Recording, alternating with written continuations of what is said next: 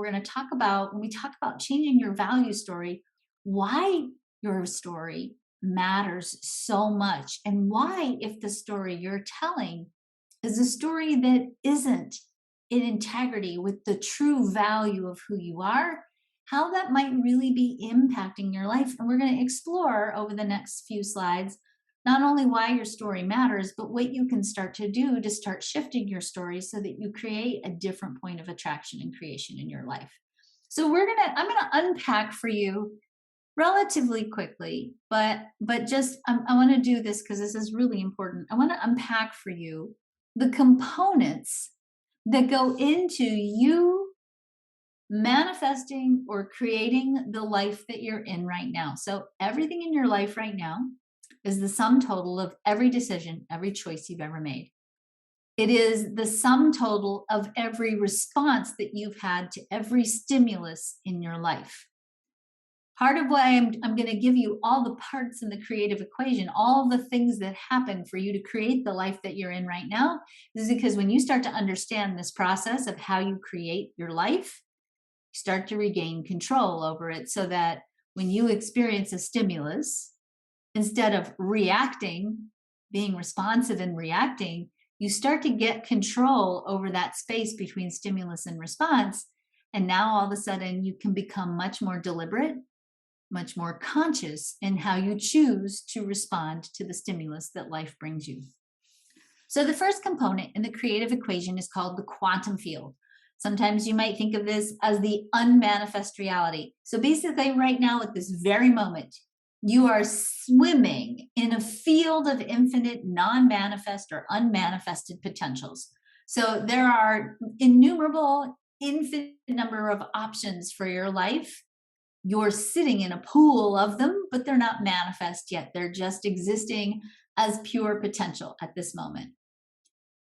You have what we'll call a mental and emotional body. This is a part of your energy field where you hold your conditioning. So there's a part of you, who you perceive yourself to be, that has an energy filter, if you will.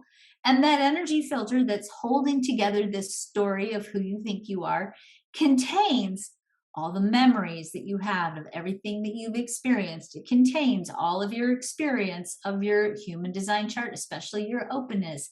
It contains the mindsets that you learned from your family, the things your teacher said, all the things that happened to you. It contains the emotional artifacts of everything that happened to you, the emotional memories, and it even carries your ancestral lineage and the memories of your ancestral lineage. So you have this part of your aura, the mental and emotional body, that holds together the story that you think of who you think you are and your experiences.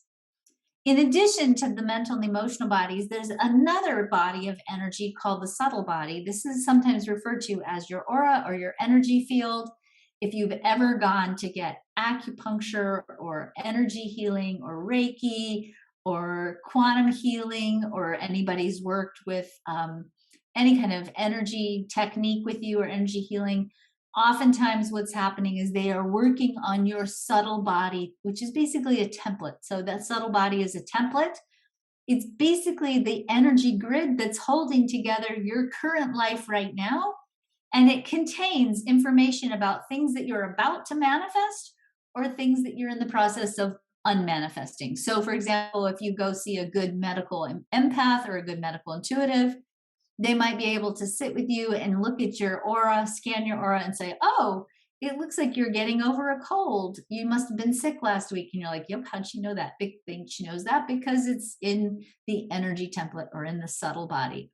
A really good psychic is also going to be able to tell you things like, wow, it looks like your soulmate's about to show up, because you'll be carrying the energy of your soulmate in the energy template right before you manifest it.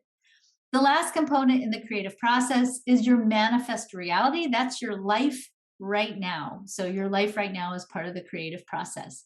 So if we were going to do this in a much more simple way, the way we would do this is we'd say, you're swimming in a quantum field of infinite possibilities. You got your life right now, and there's a filter in between those two realms, right? You've got infinite possibilities and kind of finite possibilities right now in your life.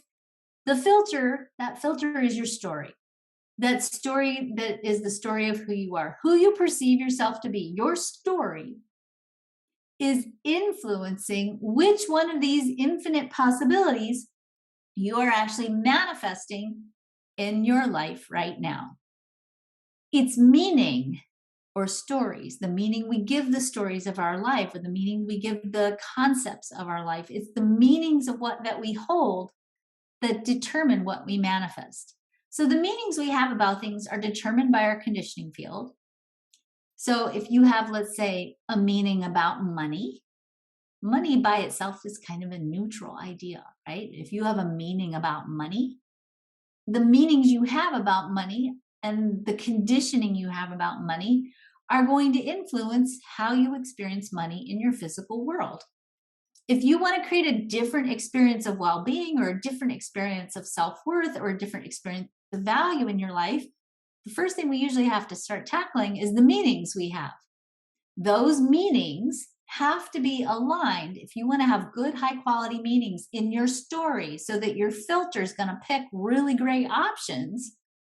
Those meanings that you have in your story need to be aligned with a high sense of value and self worth.